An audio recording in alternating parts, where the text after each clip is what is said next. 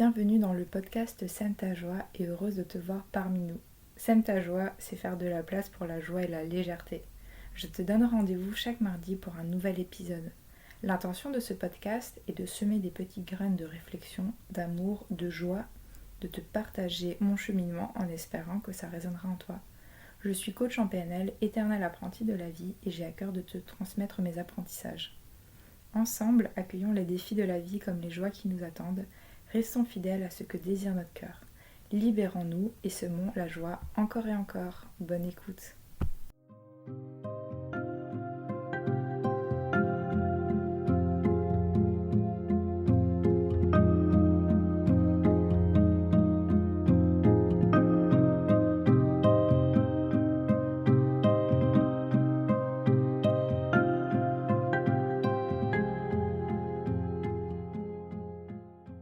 Bonjour à toutes et à tous et bienvenue dans ce nouvel épisode de podcast. Aujourd'hui, j'aimerais vous parler d'engagement.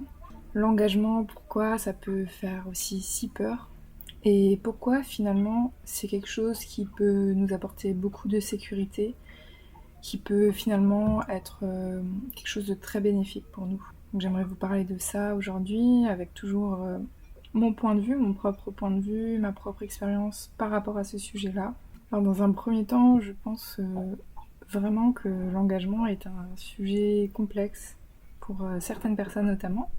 Pour d'autres, on voit très bien que c'est très facile de s'engager, de faire un tas de trucs, de signer des CDI, d'être dans des relations sérieuses, de se marier, d'avoir des enfants. Voilà, toutes ces choses auxquelles on pense, auxquelles on peut s'engager. Ça peut aussi être s'engager dans une cause. Ça peut être s'engager en fait un peu dans n'importe quoi finalement, s'engager dans une pratique, s'engager pour un cours de yoga, s'engager dans une année de danse par exemple, s'engager dans un objectif, vraiment divers sujets liés à l'engagement. Et c'est vrai que pour certaines personnes, le mot s'engager, l'engagement, c'est assez complexe. Parce que bien sûr, ça vient nous chercher dans l'enfance. Ça peut aussi venir nous chercher par rapport à notre tempérament, à notre caractère. Ça peut aussi signifier qu'on est peut-être une personne qui se pose beaucoup de questions, qui a un peu parfois du mal à faire un choix, qui doute beaucoup. Finalement, une personne aussi qui peut parfois manquer de confiance en elle, parce qu'en fait, elle ne sait jamais vraiment ce qui est bon pour elle, parce que tout simplement, on lui a peut-être pas appris. Parce qu'on lui a pas appris en fait à faire des choix, à faire des choix qui sont justes pour elle. Et donc forcément, si on ne sait pas faire des choix justes pour soi, bah ça va être difficile en fait de s'engager quelque part. Parce que ça fait peur. Parce que ça fait terriblement peur. Et pour parler un peu de mon expérience avec l'engagement, parce que dans ce podcast, je souhaite vraiment parler de ma propre expérience. Pour moi, l'engagement, ça a toujours plus ou moins été difficile. Et il y a certains sujets où j'ai eu moins de mal, par exemple, m'engager dans une relation sérieuse. C'est vrai que pour moi, ça me semble assez simple finalement. Quand j'ai l'impression de pas réussir à donner mon cœur à plusieurs personnes, donc forcément, quand je tombe amoureuse, ben, je peux m'engager assez vite. Pourtant, la question de mariage, d'enfants, etc., c'est encore quelque chose de plus compliqué pour moi. Parce que j'ai vraiment l'impression de m'engager sur du long terme pour ça. Et pas que je ne crois pas en ma relation de couple, par exemple, en me disant que j'ai pas envie de me marier, mais c'est que j'ai l'impression d'avoir peur des risques derrière. Donc j'ai tendance à anticiper en fait les risques, à me dire ouais, et si. Et donc forcément, ben, ça me fait peur et je préfère ne pas aller là-dedans. Il y a d'autres formes d'engagement qui sont compliquées pour moi, ça peut être lié au travail par exemple. C'est vrai que j'ai du mal à me projeter pendant plusieurs années dans un même boulot. J'ai l'impression d'avoir besoin d'énormément de changements. Et finalement, moi, ça me va bien d'avoir des contrats temporaires. Parce que au moins, je peux partir quand je le souhaite ou je me sentirai pas coincée tout simplement. Et j'ai remarqué que effectivement, cette peur de l'engagement, cette difficulté à m'engager dans certaines choses, ça peut aussi être m'engager sur une année complète pour de la danse, par exemple. Ce sera plus simple pour moi de prendre 10 cours. J'ai remarqué que déjà, ça fait partie de mon caractère, parce que je suis quelqu'un qui s'ennuie rapidement. Je suis quelqu'un, donc notamment au travail, je suis quelqu'un qui ne sait pas toujours ce qu'elle veut et qui manque aussi de confiance en soi, parfois. Qui ne sait pas forcément faire des choix très justes. Donc j'apprends, mais c'est vrai que parfois c'est compliqué en fait de savoir ce qui est le bon choix, tout simplement. Est-ce que voilà, ce choix-là est mieux? J'ai parfois du mal à peser le pour et le contre. Et donc tout cela fait que il y a des fois c'est compliqué de s'engager. Et je pense qu'on est nombreux à être dans ce cas-là, tout simplement. L'engagement, pour moi, c'est quand même une sacrée source d'angoisse. Qu'on soit bien d'accord, c'est quand même compliqué. Après, j'ai pu remarquer que en fait, quand on a parfois du mal aussi à s'engager dans quelque chose, c'est parce que cette chose-là ne nous correspond pas véritablement. Par exemple, le mariage. Dans le fond, en fait, je me demande à quoi vraiment ça serait utile pour moi de me marier alors que finalement je suis bien dans mon couple. Enfin voilà, j'ai pas forcément besoin de ça pour. Et puis j'ai plus tendance à voir le côté négatif du mariage que du côté positif. Et ça, c'est que me concernant, ça concerne aussi forcément mon histoire familiale, personnelle, puisque dans mon entourage, très peu de personnes se sont mariées. Donc c'est peut-être aussi des croyances limitantes, peu importe, des croyances qui font partie de moi, des valeurs, des croyances, des affirmations personnelles. M'engager par exemple dans un travail sur du long terme alors que je suis persuadée que finalement ça va me correspondre un temps et puis à un moment ça n'ira plus. C'est pareil en fait, je ne peux pas m'engager quand le cœur n'est pas pleinement là. Et, et moi je sais que je me pose beaucoup de questions avant de m'engager quelque part. Donc j'ai vraiment cette tendance à beaucoup anticiper, à voir tous les risques potentiels, à réfléchir beaucoup. Donc je pense que effectivement pour les personnes qui ont tendance à réfléchir beaucoup, à anticiper beaucoup, et tout ça, ça peut pareil être lié à quelques insécurités, mais pas que, parce que finalement c'est aussi une bonne chose, je trouve, de se poser des questions, de réfléchir. Ça permet aussi peut-être de pas toujours faire marche arrière, de s'engager là et puis finalement merde, ça ne correspond pas, de peut-être moins se tromper aussi. Donc finalement, ne pas s'engager dans des choses qui ne nous correspondent pas, c'est aussi une forme de liberté. C'est aussi une forme de liberté. Il y a d'autres choses dans lesquelles je remarque où j'arrive beaucoup mieux à m'engager. Par exemple, dans ma relation de couple, je viens d'acheter notre première. Donc on a acheté un bateau avec mon compagnon, on a acheté ensemble. J'ai eu zéro souci à le faire parce que je savais déjà que moi aussi acheter un bateau me stresse moins que acheter une maison par exemple.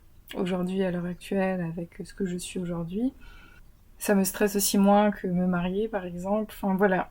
Donc il y a des engagements parce que je sais en fait derrière tout le positif, je sais aussi que si jamais il y a le risque que je sais pas, ce bateau ne nous plaise plus ou que je me sépare avec mon compagnon, même si je ne me le souhaite pas bien sûr.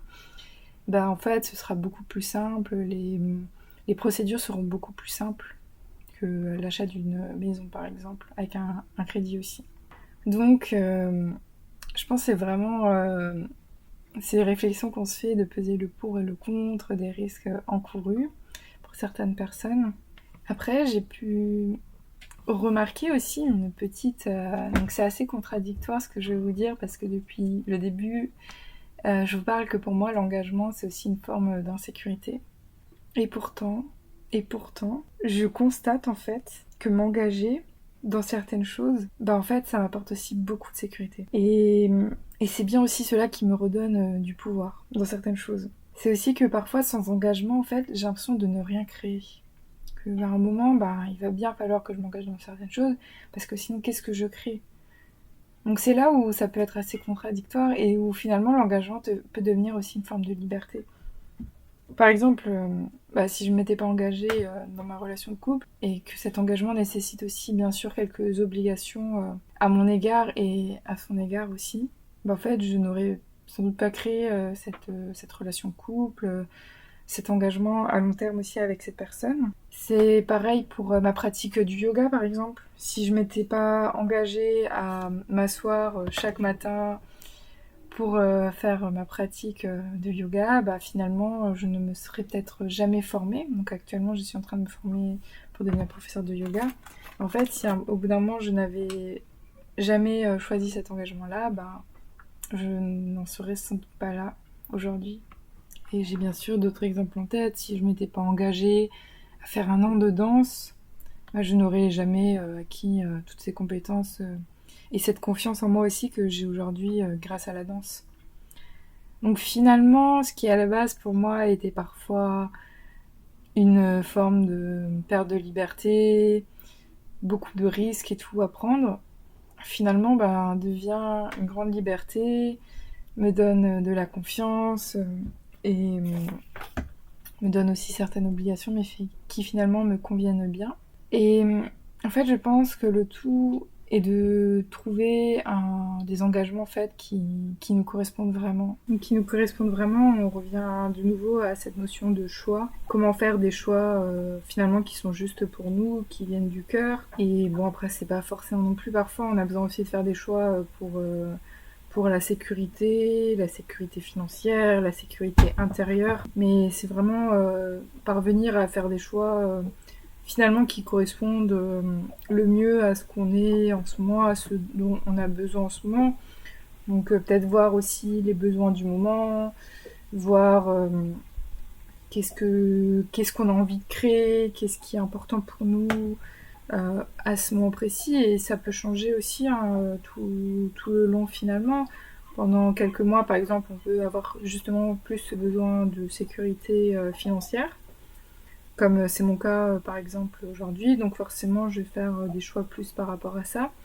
Mais peut-être que dans 3 mois, en fait, le plus important sera d'avoir du temps pour moi, pour créer mon projet professionnel, pour aménager mon bateau, pour apprendre à naviguer, etc.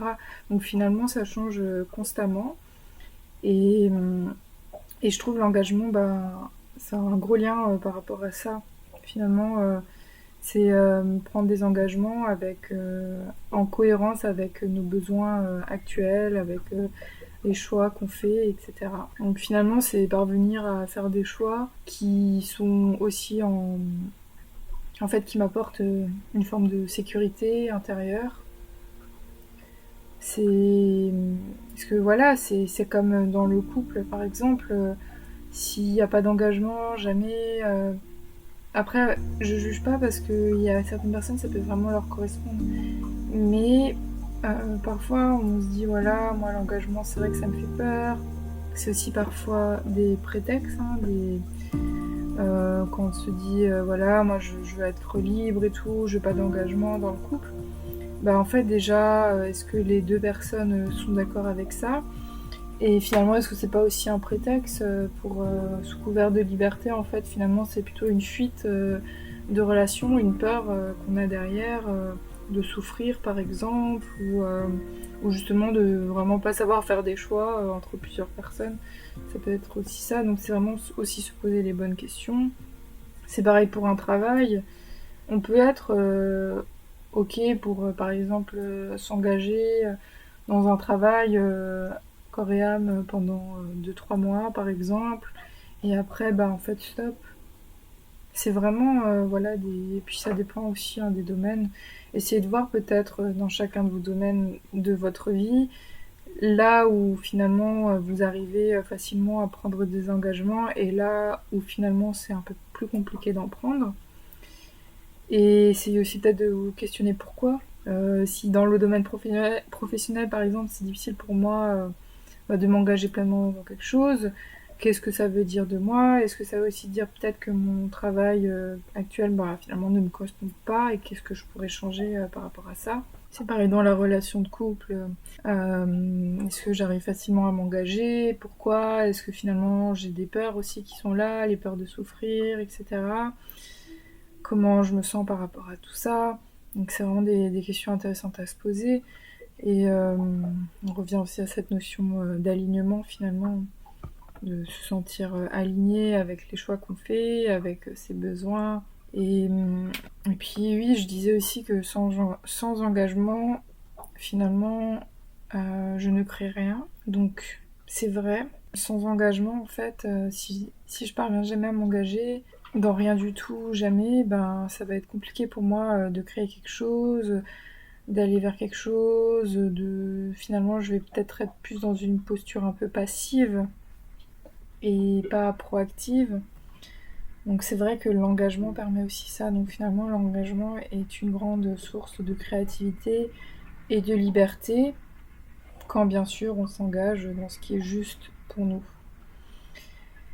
C'est une question pas facile, mais voilà, j'espère que si vous-même vous aviez des difficultés justement avec cette notion d'engagement, j'espère que tout ce que je vous ai raconté là pendant ces quelques minutes, ça aura pu peut-être vous faire changer un petit peu de point de vue. Après, vraiment, derrière l'engagement, il y a vraiment beaucoup, beaucoup, beaucoup, beaucoup de peur, hein.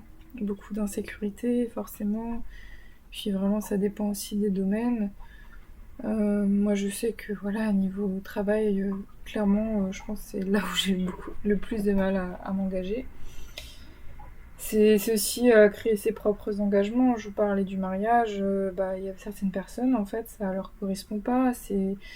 C'est un peu ce que la société nous propose, c'est un peu la suite logique, mais certaines personnes leur correspondent pas. Donc c'est aussi créer sa propre réalité. Euh, c'est créer ses propres schémas, créer c'est son propre chemin finalement. Si le mariage ne me correspond pas, comment est-ce que je peux trouver une autre forme d'engagement pour être bien aussi dans mon couple, etc.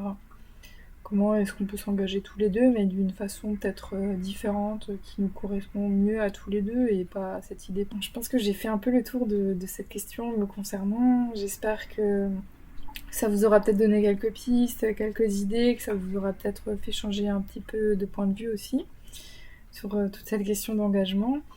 Et dans tous les cas, j'espère que vraiment le podcast vous aura plu. Et je vous dis à très bientôt dans un prochain épisode de podcast. Merci.